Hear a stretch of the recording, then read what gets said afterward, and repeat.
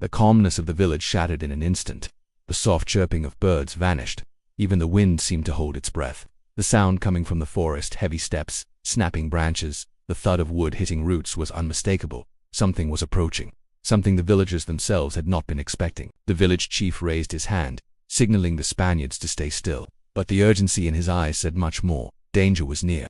5 men burst from the forest line with sharp, determined strides. They were nothing like the peaceful villagers the Spaniards had met earlier.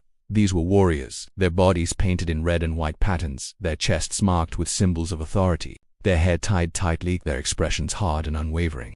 But above all, their weapons, long spears hardened by fire, made the sailors' hearts pound. One Spaniard whispered, "This is bad."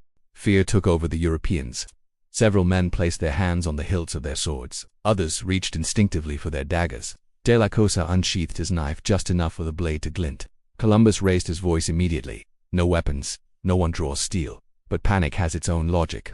The crew was frightened, confused, and armed. One of the warriors shouted something at the village chief. The chief responded in the same sharp tone. It was not a conversation, it was an argument.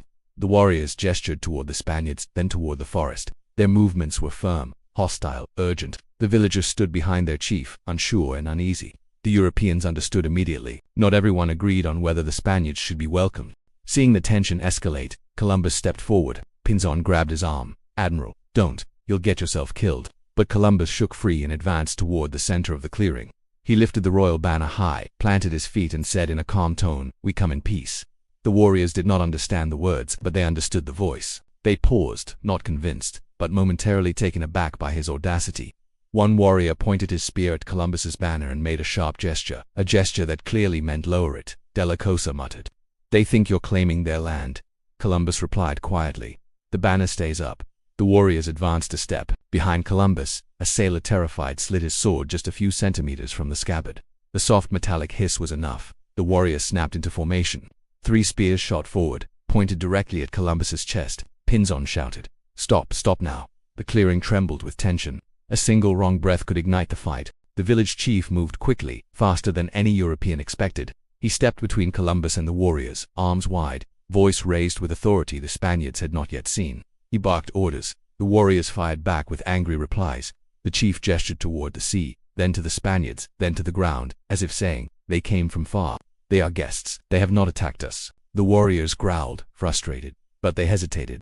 The chief removed a necklace from around his neck, shells and polished stones, clearly symbolic. He placed it into the hands of the oldest warrior, a gift, a sign, a plea. The warriors looked at the necklace, then at the Spaniards. A long, heavy silence followed. Finally, the lead warrior lowered his spear. The others followed. The Spaniards exhaled collectively, shaking, pale, grateful to still be alive. Without another word, the 5 warriors stepped back into the shadows of the trees. They did not run. They did not retreat fully. They simply vanished into the forest with silent precision. The message was clear. "We are watching. Do not forget." The chief turned back to Columbus. He touched his own chest, then Columbus as a gesture of reassurance.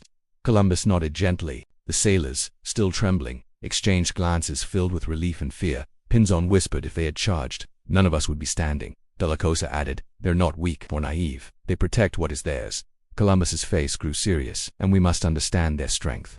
If we wish to survive here." The chief gestured for the Spaniards to move back toward the beach, not as an expulsion, but as an act of protection. They had crossed a line. They had seen too much tension for a first meeting, and the chief knew his people needed to breathe again. The Spaniards followed, escorted by a group of villagers, not to threaten them, but to ensure no misunderstanding arose along the way. The forest seemed to relax slightly as they moved away. When they reached the beach, the tide had risen. The waves washed gently across the sand. The warm breeze calmed the sailors' nerves. The young sailor who had stepped onto the beach first said softly, "For a moment, I thought this land would become our grave." Another replied, "At least on the ship.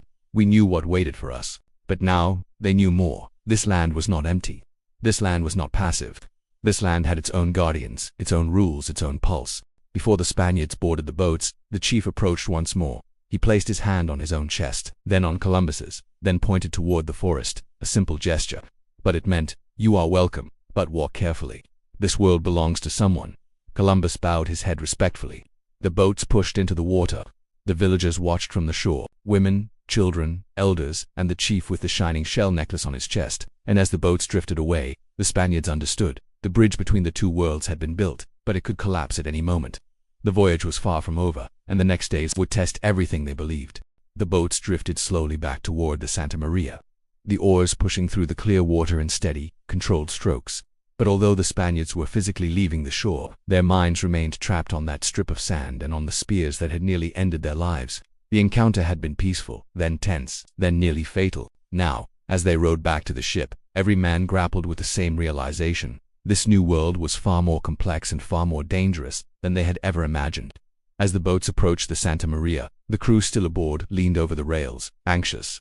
One sailor called out, "What happened? Why are you returning so soon?" Another added, "We heard shouting from the shore." Columbus stood tall in the boat, though the tension in his shoulders betrayed him.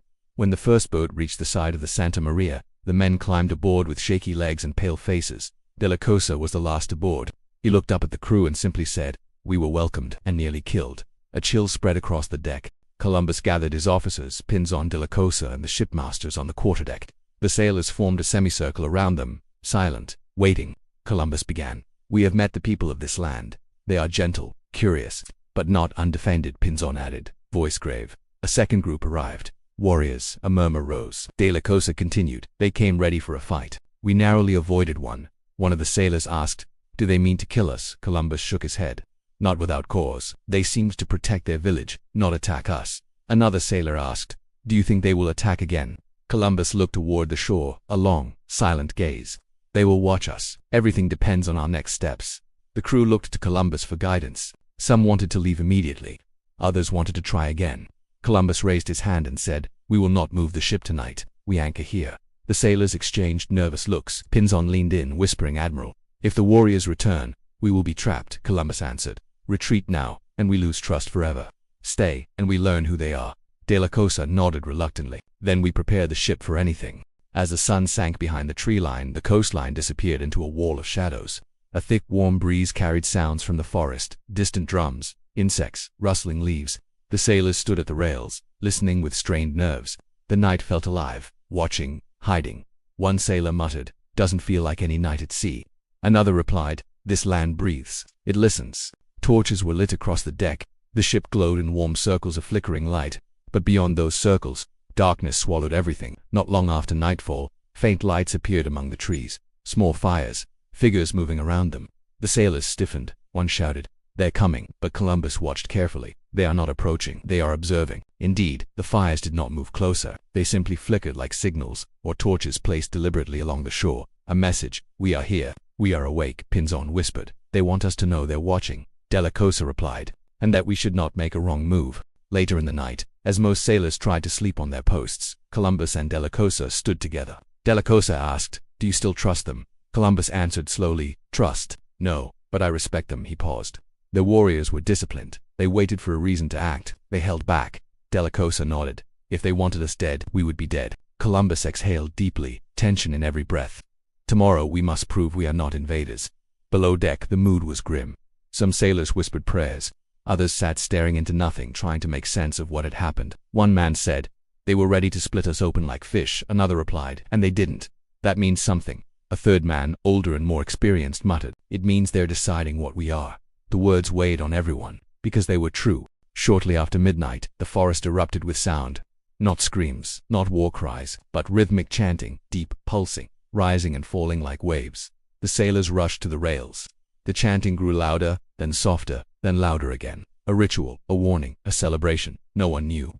Columbus closed his eyes, listening. He whispered, "They are telling us. They exist. They have power. And we are guests." Pinzon swallowed hard.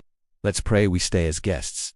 Yet despite the tension, the Spaniards could not ignore what had happened earlier. The villagers had protected them. The chief had intervened. The children had laughed. Gifts had been exchanged. There was still hope, a fragile hope, like a candle in the wind.